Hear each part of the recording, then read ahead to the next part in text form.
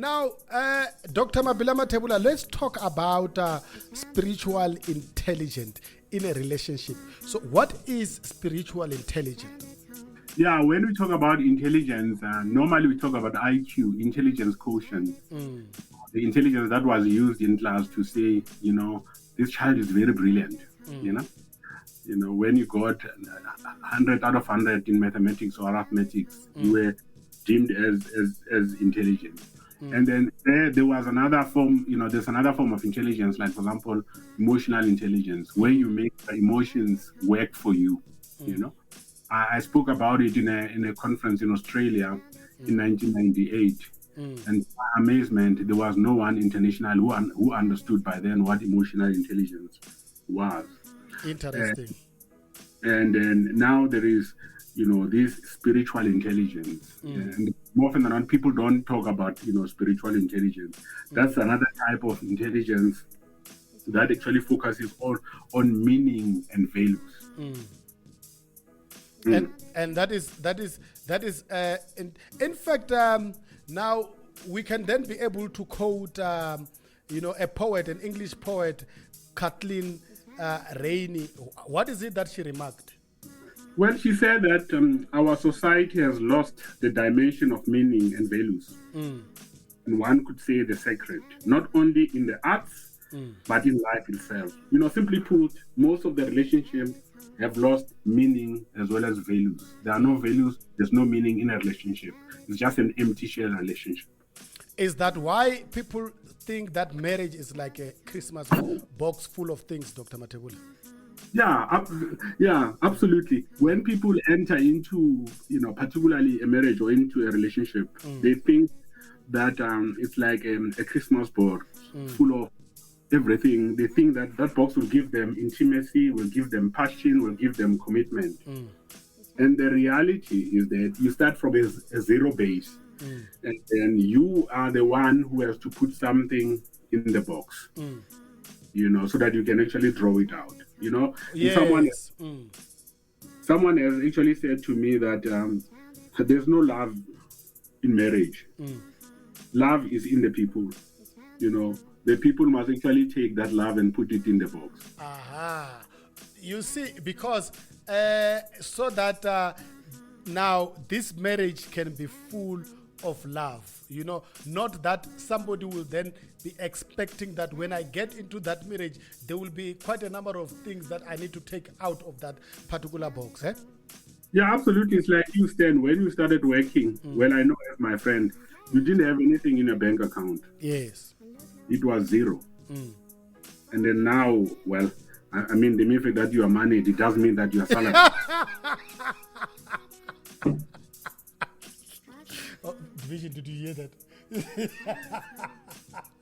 I'm actually absorbing this. I said to stay the mere fact that you are salaried, it does not mean that you are married.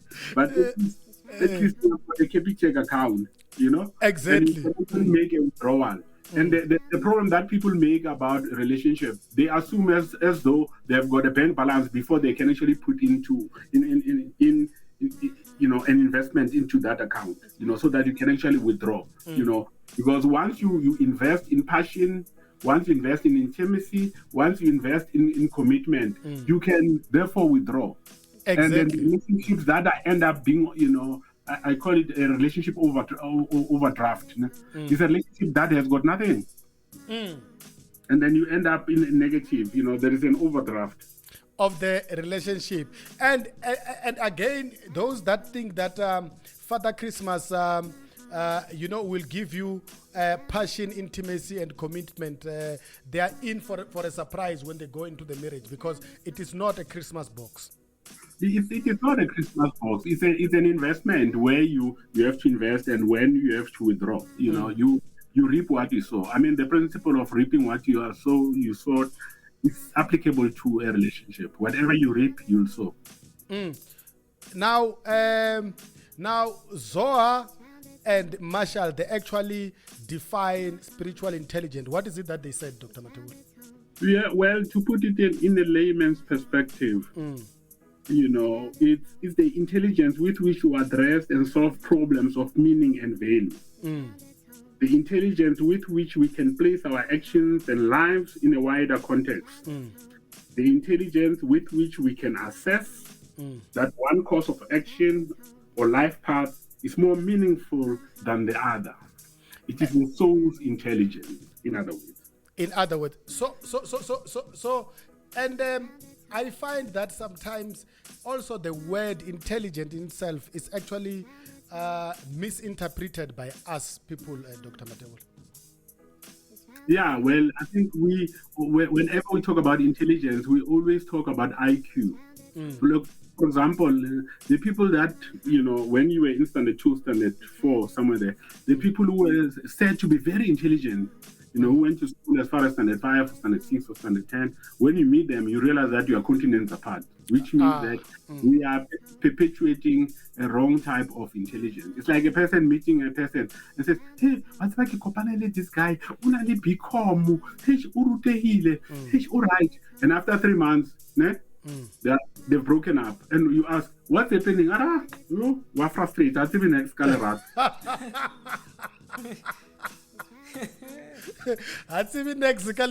So what is it that actually she discovered, Dr. Mathebula? She discovered that the guy, lacks spiritual intelligence as well as emotional intelligence. That's why one day we'll actually focus on emotional intelligence. That's why today I want to focus on spiritual intelligence. Now, spiritual intelligence is the soul's intelligence with which we not only recognize existing values, but with which we creatively discover new ones, right? So what are some of those highly developed, spiritual intelligent relationship, Dr. Mathebula? Yeah, firstly, is the capacity to be flexible. That simply means you are actively and spontaneously adapting. Now, in other words, you don't have a tunnel vision in terms of the way you do your things. You are flexible. Let me give you an example. Your wife has attended a funeral, and then you are at home. Now, because of flexibility, you can say, but because my wife will be late, maybe let me go and buy something outside, or let me cook, so that when she comes, there's no question of starting and cooking. It means that you are flexible. It means that you are spiritually intelligent. Spiritually intelligent, I mean. And then number 2, Dr. Mathebula? A high degree of self-awareness. You know exactly who you are. You know what actually makes you tick as Stan. You know what makes your wife tick.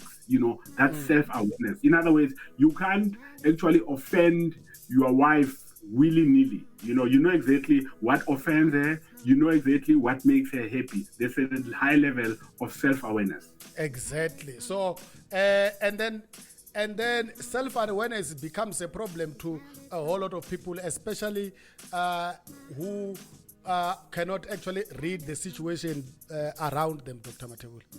Yeah, absolutely. They can't read between the lines and on the lines. Now, in other words, you need that self-awareness. And even in emotional intelligence, we're going to talk about self-awareness because that's one of the key elements of emotional intelligence as well. Exactly. So, and then number 3?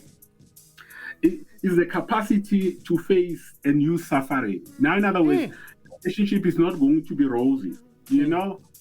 Vision, you may lose your job tomorrow. You need to face, suffering.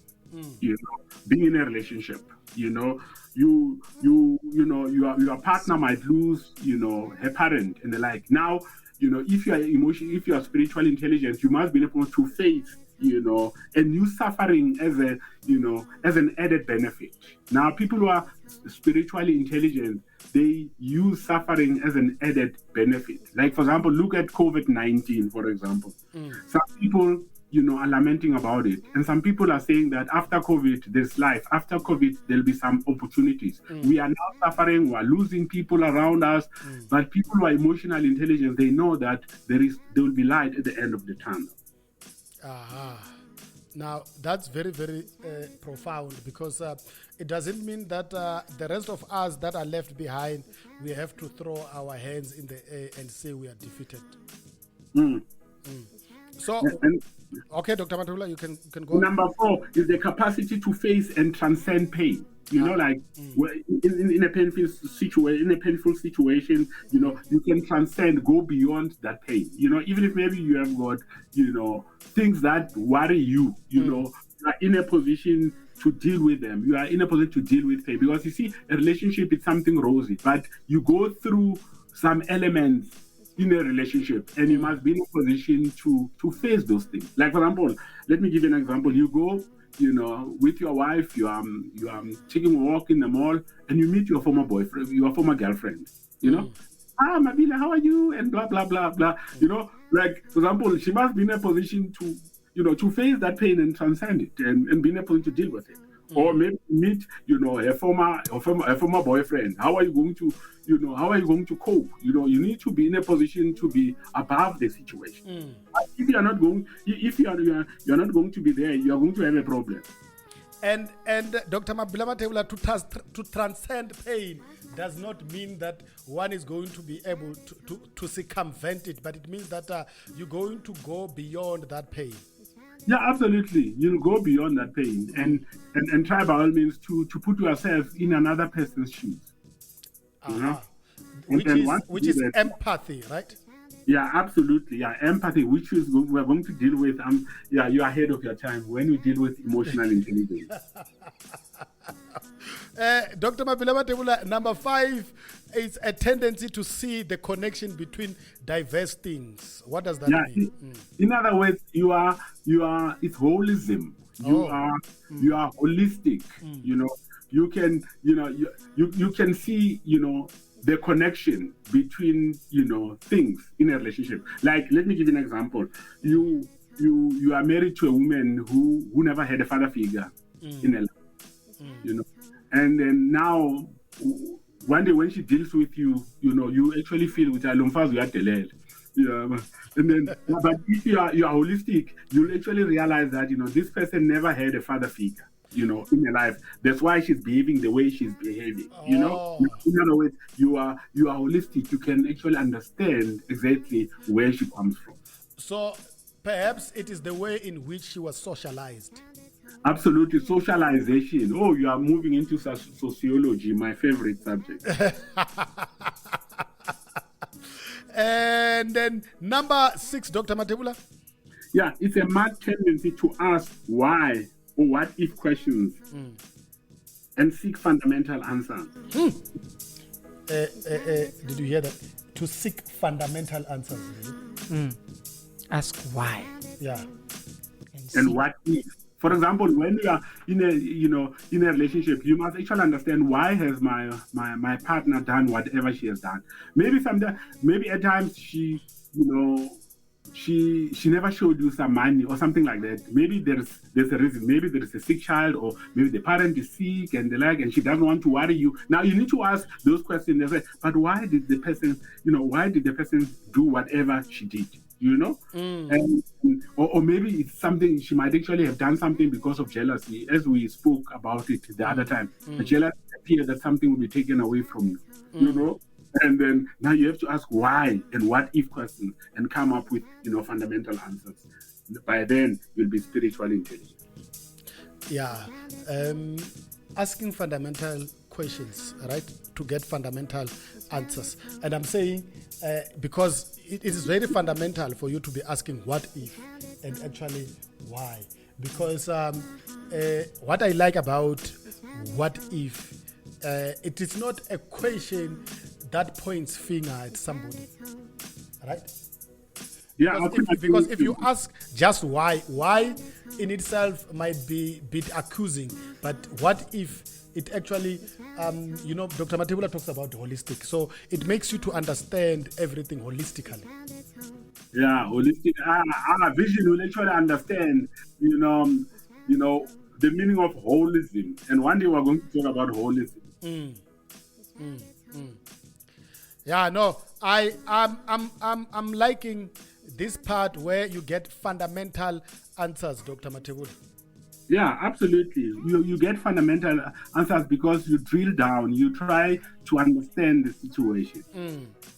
And then followed by followed by being being what psychologists call field independent, meaning possessing a facility for working against conversion. In other words, Oh, okay. for example, when you visit my house and then you find me washing the dishes, or you find me cooking or find me cleaning the house, I go against the old paradigms of doing Yes. things, of actually saying that a man cannot cook, a man cannot clean, a man cannot do this and that, a man cannot actually wash dishes. Now, in other words, you are challenging the old paradigms. If for example you are washing dishes, regardless of who has visited, if maybe I visit you, Stan. If, for example, you have to wash dishes, you have to wash dishes. If, for example, you have to prepare a cup of coffee for me whilst your wife is watching TV, do it. In other words, you are being emotionally intelligent. You are working against convention. You can't say "Nendu muvenda." Yeah, because you see, that will mean that you're expecting things to be in a box in that particular marriage, Dr. Mathebula. Hey, that's true. You are using a box approach. That's why St. Paul says your traditions are nullifying the word of God. At times you might think that tradition is a good thing, but it might nullify the word of God, as Paul says. But it might also nullify your relationship. In fact, Dr. Mathebula, there is a word, a vendor word, which means that your partner, the mutusi wanga, or I don't know how do we say it in Tsonga? Yeah, well, I like it in English. She's your helpmate, not your helper. Yeah. Hey. So mufarisi ndi muthu ene rathusana. Lastly, is followed by what, Dr. Mathebula? Yeah, the reluctance to cause unnecessary harm. And in the Vedic literature, like the literature that is, from the East, is called Ahimsa Paramo Dhamma, which means that non-injury is the highest of all virtues. Ahimsa is non-injury in thought, word, and deed. Now, in other words, you don't have to hurt each other. Let's say that again, Dr. Mathebula. You don't have to hurt each other. That's why the reluctance to cause unnecessary harm. You don't have to harm your partner unnecessarily. In terms of actions, words, or as I've actually highlighted it, you don't have to hurt another person. So in other words, Doctor, in fact, in the same words, can we use? Okay, let me use the same words, Dr. Mathebula. It's a reluctance to cause unnecessary harm. Absolutely, reluctance to cause unnecessary harm. Now, in other words, you don't have to harm your partner. As I said to you, ahimsa is non-injury in thought, word, and deed. Now, in other words, have you harmed your partner in terms of what you said in the morning? Are you going to harm her this afternoon? Have you harmed her yesterday? Now, you don't have to harm one another. That's another thing. Now, once you realize that, you don't have to cause unnecessary harm, you are spiritually intelligent. Now, if it had happened from my side, Dr. Mabila Mathebula, it would have been done inadvertently. Yeah, well, it would have, and you have to apologize and say many regrets and apologies, my dear, for having, harmed you unnecessarily or unwitting. Exactly. So, and Dr. Mathebula, I wanted to hold it back, but I can't hold it back, right? Because why do we use the word unnecessarily or unnecessary? Does it have to be necessary? No, that's why I'm saying the reluctance to cause unnecessary harm. For example, at times we harm people and we're not actually aware that we are harming them. Like, for example, you are in a relationship and you talk about your former lover.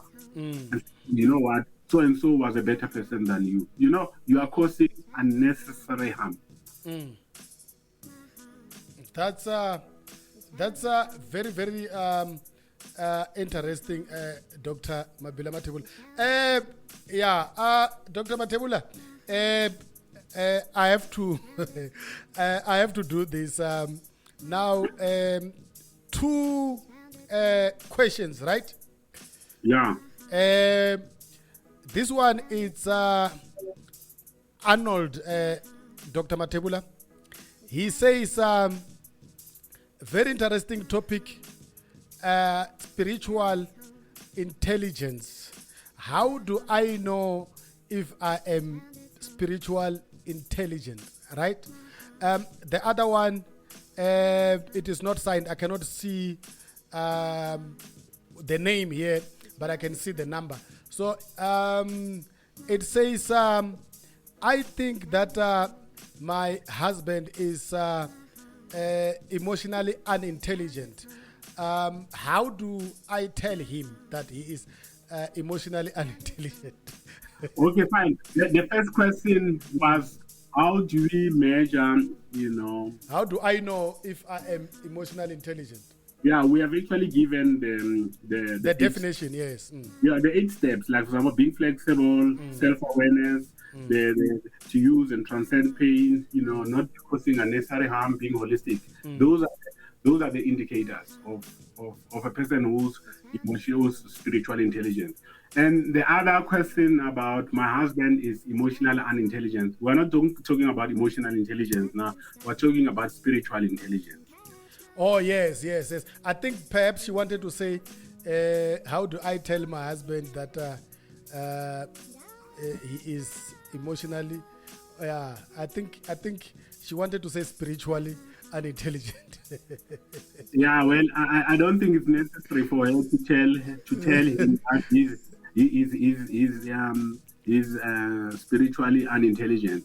What she has to do is she has to give him the 8 points that we have actually discussed and say to him that, dear, let us try to implement this in our relationship so that both of us can be, spiritually intelligent.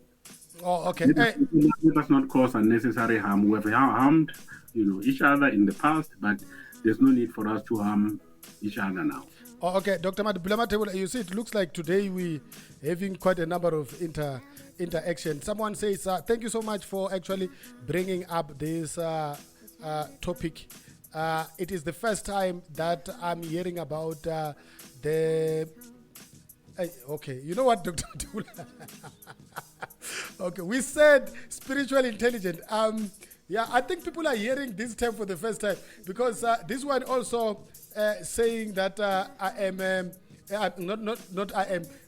they're referring to emotional intelligence, but I think in their mind it's their understanding is spiritual intelligence. But it says thank you so very much for bringing up this topic of I will replace emotional with spiritual intelligent because I feel a strong need to understand my spirit intelligent. I think they want to say spiritual intelligent. Yeah, I think what you can do, Mr. Stan, I think, they have to go to your email or so. There's an article that I wrote about the IQ, EQ, and SQ, the synergy for the 21st century, whereby I say the 3 intelligence, but I borrowed a poetic license. I said the 3 intelligences, should be synergized. They have to work together. I've written an article on that, and then if you are interested in the article, they can read the article. And tomorrow, don't forget, I've also written an article in the Sunday Times. Just go and grab your Sunday Times tomorrow. There's an article that I've written. Somebody says they are uplifted spiritually, Dr. Mathebula. Yeah, I'm also uplifted as well by talking to you and by talking to our listeners and by engaging our listeners. I'm also uplifted. I wish this program could last forever. Unfortunately, we don't have time. Now, we don't have. And then there is...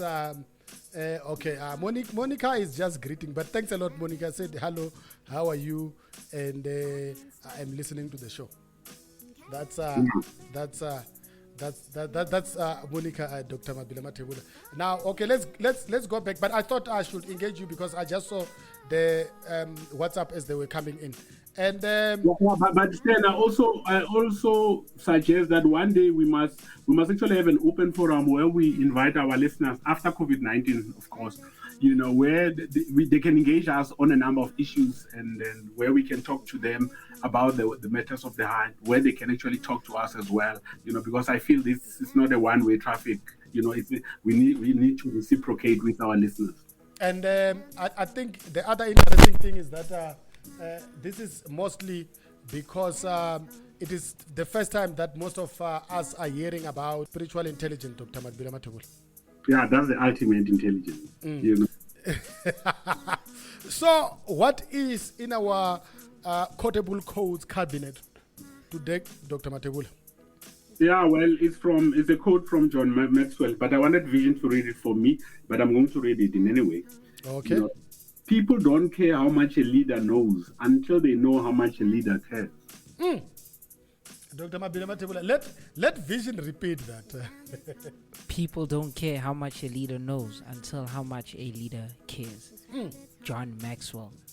Isn't that profound, though? So it doesn't matter how much you know, but if people realize that you don't care, they won't care about you as well. Yeah. So you cannot go against the masses. They will cash you out. I always do. Yeah. For example, Stan and Vision and I, we really care about our listeners. And we don't say we are leaders, but I think it will be up to our listeners to confer that status on us. Very interesting, Dr. Mabila Mathebula. We really thank you so very much, as always. In fact, we must stop thanking you. But Vision, let me ask you a personal question. Yes, sir. Are these lessons, are they helping you in your relationship? They've helped me. I was about to be in a quarrel this week, and I went to Mars. You went into the cave. And then while I was in the cave, and they spoke to me, and I didn't rage. I just spoke calmly, and all they said to me was, "Aisha Mohudile. Absal wabua. How kwatile wabua?" And all I said is, like, there's no point to fight. But when I left, I was like, matters of the heart, they work. So you see, Dr. Mabila Mathebula, the interesting thing here is that you see there was what we were able to do in this show is, and it is not only for Vision, but we were able to inculcate to people passion, intimacy, and commitment. Absolutely. Absolutely. Thank you so very much, Dr. Mabila Mathebula. Although we don't want to say thank you all the time. Yeah, and also thank you, and also I don't know what to think. I'm going to talk to you about another story about saying thank you to someone, but it will be on another platform. Thank you very much, and thank you to our listeners. Enjoy the weekend, and tomorrow just go and get the Sunday Times. There's an article that I've written there. Thank you. Bye. We are definitely going to look at the article that Dr. Mabila Mathebula wrote tomorrow, right? Most definitely.